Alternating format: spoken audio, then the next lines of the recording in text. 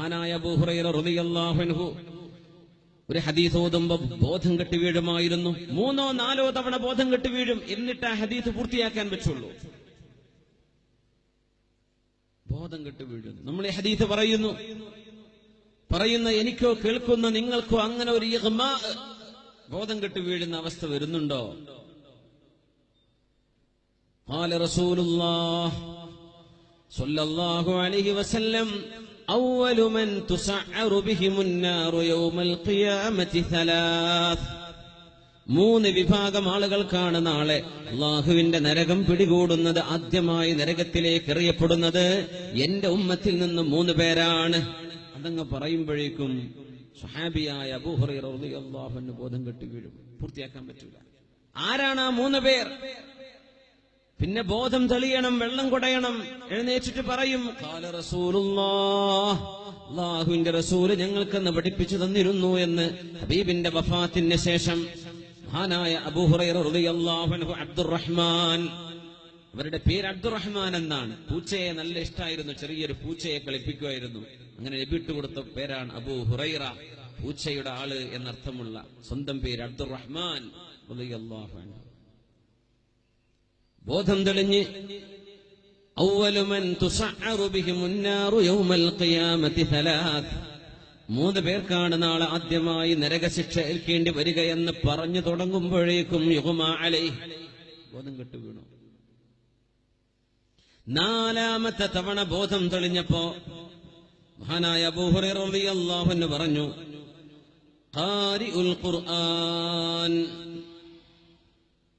വിശുദ്ധമായ ഖുർആൻ പഠിച്ച ആളുകള്. അത് ഖുർആനിന്റെ ഹിഫ്ളാവാം, ഖുർആന്റെ തഫ്സീർ പഠിച്ചതാവാം, ഇൽമ് പഠിച്ചതാവാം.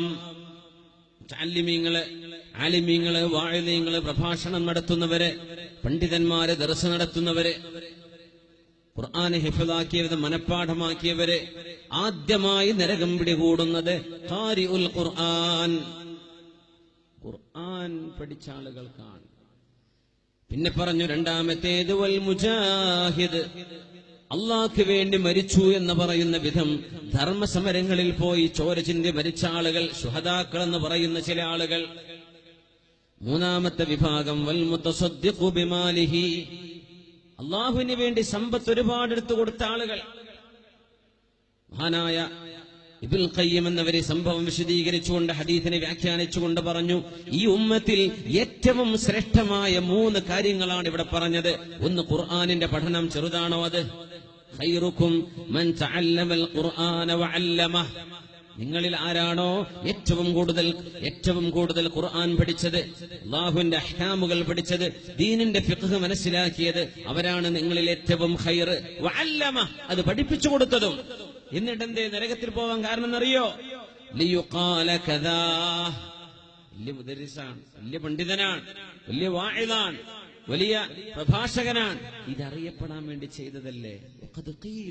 അതൊക്കെ നാട്ടിൽ അറിഞ്ഞു, ആളുകൾ അതറിഞ്ഞു, അതല്ലായിരുന്നോ ലക്ഷ്യം എന്ന് പറഞ്ഞ് ഈ പണ്ഡിതനെ നരകത്തിലേക്ക് അല്ലാഹു എറിയുമെന്ന് ആദ്യം എറിയപ്പെടുന്നവരിൽ ആദ്യത്തെ ആൾ ഈ ദീൻ അല്ലാഹുവിന് വേണ്ടിയല്ലാതെ പഠിച്ചവരാണ്. ഇത് പണ്ഡിതന്മാരും മുതഅല്ലിമീങ്ങളും മുഅല്ലിമീങ്ങളും മുദർരിസീങ്ങളും ഖതീബുമാരും എന്നെപ്പോലെയുള്ള മിസ്കീന്മാരായ വാഇദീങ്ങളും ഒക്കെ മനസ്സിലാക്കി വെക്കുന്നത് നല്ലതാണ്. ധർമ്മസമരത്തിന് പോയി മരിച്ചു വീണു. എന്തിന്? വലിയ നേതാവാണ്, ധൈര്യവാനാണ്, അവനാണ് ആവേശത്തിന്റെ ആൾ, അവനാണ് സംഘടനയുടെ മുമ്പിൽ നിൽക്കേണ്ട ആള് എന്നൊക്കെ പറഞ്ഞു. എന്തിന്? ആർക്ക് വേണ്ടി ചെയ്തു ഇതൊക്കെ? അല്ലാഹുവിന് വേണ്ടിയാണോ? അല്ല, നരകത്തിലേക്ക് വലിച്ചെറിയുന്ന. ദാനധർമ്മം ചെയ്ത ആള്, ചെറുതാണോ നമ്മുടെ ദാനധർമ്മം? സ്വതക്കയുടെ കൂലി എത്രയാ? അസ്വദഖതു റദ്ദുൽ ബലായ, അല്ലേ? നിങ്ങളുടെ പോക്കറ്റിലുള്ള മുഴുവൻ പൈസയും നമ്മുടെ ഉറൂസിലേക്ക് കിട്ടണമെങ്കിൽ 1-2 ഹദീസിന്റെ അർത്ഥം ശരിക്കാണ് വെച്ചാൽ മതിയാവും. എന്താ അതിന്റെയൊക്കെ കൂലി? പക്ഷെ അല്ലാഹു പറയാണ്, ലിയുഖാല കദാ, നിങ്ങളല്ലേ ഉറൂസ് വിജയിപ്പിച്ചത്, നിങ്ങളല്ലേ പള്ളിക്ക് പെയിന്റ് അടിച്ചു കൊടുത്തത്, നിങ്ങളല്ലേ അവിടുത്തെ മുതഅല്ലിമീങ്ങൾക്ക് ദർസിന് ഭക്ഷണത്തിന് സൗകര്യം ചെയ്തു കൊടുത്തത്, നിങ്ങളുടെ പേര് അവിടെ എഴുതി വെക്കാൻ വേണ്ടി പറഞ്ഞില്ലേ? നിങ്ങളുടെ പേര് നോട്ടീസിൽ അടിച്ചപ്പോ 4-മതോ 5-മതോ ആയിപ്പോയിട്ട് നിങ്ങളവിടെ പ്രശ്നം ഉണ്ടാക്കിയില്ലേ? നിന്റെ പേരെന്താ നിങ്ങൾ താഴെ വെച്ചത്? ഈ അസുഖത്തിന് ഞാൻ നൽകുന്ന പ്രതിഫലം നരകമാണ് എന്ന് അല്ലാഹു പറയുന്ന. ഈ ഹദീസ് കേട്ടപ്പോ സ്വഹാബിയായ മുആവിയ റളിയല്ലാഹു അൻഹു ബോധരഹിതനായി വീണുപോയി. അബൂ ഹുറൈറ തങ്ങൾക്ക് ഇങ്ങനെ ബോധം കിട്ടിയിരുന്നു എന്ന് കേട്ടപ്പോൾ ആലോചിച്ചപ്പോഴേക്കും തളർന്നുപോയി. കാരണം അവർ ധർമ്മസമരം ചെയ്യുന്നവരാണ്, അവർ ഇൽമ പഠിച്ചവരാണ്, ഒരുപാട് സംഭാവന ചെയ്യുന്നവരാണ്. മുആവിയ തങ്ങളൊക്കെ 10,000 ദിർഹമോ ദീനാറോ ആയിഷ ബീവിക്ക് എല്ലാ കൊല്ലം കൊടുത്തയക്കുമായിരുന്നു. അത്രയും വലിയ സഖിയാണ്, ദാനധർമ്മം ചെയ്യുന്ന ആളാണ്, ജവാദാൻ, കരീമാണ്. ഇതൊക്കെ അല്ലാഹു സ്വീകരിക്കൂലേ എന്ന ഒരു ഭയം. നമ്മൾ ഇതിനെ പറ്റിയാണ് ആലോചിക്കേണ്ടത്. സബഖ ദിർഹമുൻ അൽഫ ദിർഹമിൻ. ഇൽമിന്റെ വിഷയത്തിൽ അങ്ങനെ പേടിക്കണമെന്നാണ് നമ്മുടെ മദ്ഹബിന്റെ ഇമാമുന ശാഫിഈ റളിയല്ലാഹു അൻഹു പറയുമായിരുന്നു, വദിത്തു അൻ യതഅല്ലമ الناس هذا العلم ولا ينسب الي منه شيء. ഞാൻ കൊതിച്ചു പോവുകയാണ് ആളുകൾ ഇൽമ പഠിക്കണം, ആളുകൾ ദീൻ മനസ്സിലാക്കണം, ദീനിന്റെ മസ്അലകൾ ഫിഖ്ഹ് മനസ്സിലാക്കണം എന്നെനിക്ക് ആഗ്രഹമുണ്ട്. ഞാൻ ഇസ്തിംബാത്ത് ചെയ്ത, ഇജ്തിഹാദ് ചെയ്ത എന്റെ ഇജ്തിഹാദി മസ്അലകൾ ജനങ്ങൾ മനസ്സിലാക്കണം എന്നെനിക്ക് ആഗ്രഹമുണ്ട്. എന്നാൽ അതൊന്നും ഞാൻ പറഞ്ഞതാണെന്നോ എന്റെ പഠനത്തിന്റെ ഗവേഷണത്തിന്റെ ഫലമാണെന്നോ എന്നിലേക്ക് അത് ചേർത്തപ്പെടരുത് എന്നാണ് എന്റെ ആഗ്രഹം. ആര് പറയാ? ഇമാമുന ശാഫിഈ തങ്ങൾ. ഇന്നങ്ങനെയല്ല, എനിക്കാണ് ഏറ്റവും കൂടുതൽ അറിയാം, ഞാൻ പറഞ്ഞതാണ് ശരി, ആ മുലയിൽ പറഞ്ഞത് തെറ്റാണ്. ഇങ്ങനെ മനുഷ്യന്മാര് അങ്ങോട്ടും ഇങ്ങോട്ടും ഫഖറും റിയാവും ഇങ്ങനെ വെച്ച് വിളമ്പുന്ന കാലം എന്തൊരു വല്ലാത്ത കാലം റബ്ബേ. ഒരു ഇഹ്തിറാമും ഒരു ബഹുമാനവും ആദരവും ഉണ്ടായിരുന്ന കാലം ഇന്ന് അങ്ങനെയല്ല. ലിയതബാഹ ബിഹിന്നാസ്.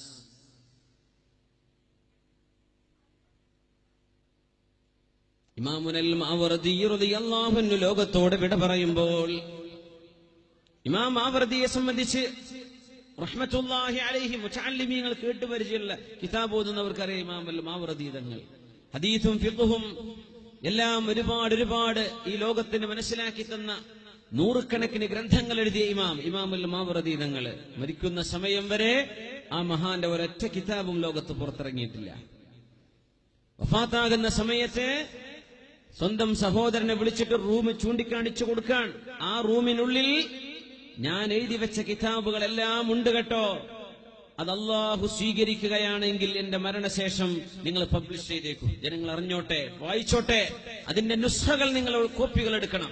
ഞാൻ മരിച്ചു കഴിഞ്ഞാൽ അല്ലാഹു സ്വീകരിച്ചിട്ടില്ലെങ്കിലോ, ടൈഗ്രീസ് നദിയില്ലേ, ഇറാഖിലെ ടൈഗ്രീസ് നദി, അവിടെ വെള്ളപ്പൊക്കം വരുമ്പോ ആയിരക്കണക്കിന് കിതാബുകൾ 10,000 പേജുകൾ എല്ലാം വെള്ളത്തിലേക്ക് ഒഴുക്കി വിട്ടേക്കണം, ആരും പഠിക്കണ്ട. ഇപ്പൊ ചോദിച്ചത് അല്ലാഹു സ്വീകരിച്ചു എന്ന് എങ്ങനെ ഇമാമെ അറിയാ? അതിന് വഴിയുണ്ട്. ഞാൻ മരിക്കാൻ കിടക്കുമ്പോഴേ സക്കറാത്തിന്റെ നേരമാകുമ്പോ ഞാൻ എന്റെ കൈ ഇങ്ങനെ മലർത്തിപ്പിടിച്ചിട്ടാണ് കിടക്കുക, അല്ലേ? وفي بسطها عند الممات إشارة ألا فانظروني قد خرجت بلا شيء. കൈ ഇങ്ങനെ മലർത്തിയിട്ട് നമ്മളൊക്കെ പോവാന്ന് മരിക്കുന്ന നേരത്ത്. ഞാനിങ്ങനെ കൈ മലർത്തി പിടിക്കുമ്പോ നിങ്ങൾ വന്നിട്ട് എന്റെ കൈ ഇങ്ങനെ പിടിച്ചു നോക്കണം. എന്റെ കൈയിൽ പിടിക്കുമ്പോ നിങ്ങളുടെ കൈ ഞാൻ മടക്കി പിടിക്കുന്നുണ്ടോ ഇല്ലയോ എന്ന് നോക്കണം. ഞാൻ നിങ്ങളുടെ കൈ മുറുക്കി പിടിക്കുകയാണെങ്കിൽ അറിയണം എന്റെ അമൽ അല്ലാഹു സ്വീകരിച്ചിട്ടില്ല. നിങ്ങൾ എന്റെ കൈ പിടിക്കുമ്പോ ഞാൻ എന്റെ കൈ ഇങ്ങനെ മലർത്തി തന്നെ പിടിക്കുകയാണെങ്കിൽ അറിയണം ഞാൻ എഴുതി വെച്ച ഗ്രന്ഥങ്ങൾ അല്ലാഹുവിന് പൊരുത്തമാണ്, സ്വീകാര്യമാണെന്ന് നിങ്ങൾ മനസ്സിലാക്കണം. ജനങ്ങൾക്കത് എത്തിച്ചു കൊടുക്കണം, പബ്ലിഷ് ചെയ്യണം, അതിന്റെ കോപ്പി എടുക്കണം, ജനങ്ങൾക്ക് അറിയിച്ചു കൊടുക്കണം. ആളുകൾ മുതഅല്ലിമീങ്ങൾ പഠിക്കട്ടെ. മരിച്ചു പോകുമ്പോ കൈ പിടിച്ചപ്പോ പിടിച്ചില്ല എന്നാ, ഇങ്ങനെ വെച്ചു, കൈ മലർത്തി പിടിച്ച കൈ പിടിക്കണില്ല. അങ്ങനെയാണ് ഇമാമുന മാവർദി തങ്ങളുടെ ഇൽമ് ലോകമറിയുന്നത്. എന്തുകൊണ്ട്? ഒരു ഗ്രന്ഥം പുറത്തിറങ്ങുമ്പോ ആ ഗ്രന്ഥത്തിലൂടെ ആളുകൾ ഇൽമ് പഠിക്കുമ്പോ ഒരുപാട് ഇൽമുണ്ട് എന്ന് മഹാനവറുകളുടെ ഇൽമിനെ സംബന്ധിച്ച് ആളുകൾ പറയുകയോ പ്രശംസിക്കുകയോ ചെയ്യുമ്പോൾ ഒരുതരം റിയാഓ ഇഅ്ജാബോ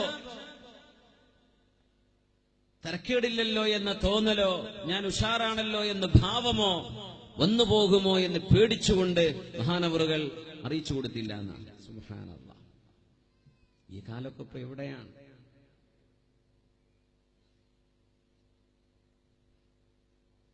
അല്ലാഹു നമുക്ക് അവന്റെ സമാധാനത്തിന്റെ തീരത്തേക്ക്, അവന്റെ മുമ്പിലേക്ക് വിനയാന്വിതരായി അല്ലാഹുവിന് വേണ്ടി കർമ്മങ്ങൾ ചെയ്യാൻ അല്ലാഹു തൗഫീഖ് നൽകട്ടെ. صلوا على النبي محمد وآله. اللهم صل على سيدنا محمد وعلى آل سيدنا محمد وبارك وسلم عليه. اللهم صل على سيدنا محمد وعلى آل سيدنا محمد وبارك وسلم عليه. ഒരുപാട് സ്വലാത്ത് നമ്മുടെ ഹബീബിന്റെ ഹളറത്തിലേക്ക് എത്തും. അല്ലാഹു എത്തിച്ചു കൊടുക്കട്ടെ, അവിടുത്തെ അല്ലാഹു സന്തോഷിപ്പിക്കട്ടെ.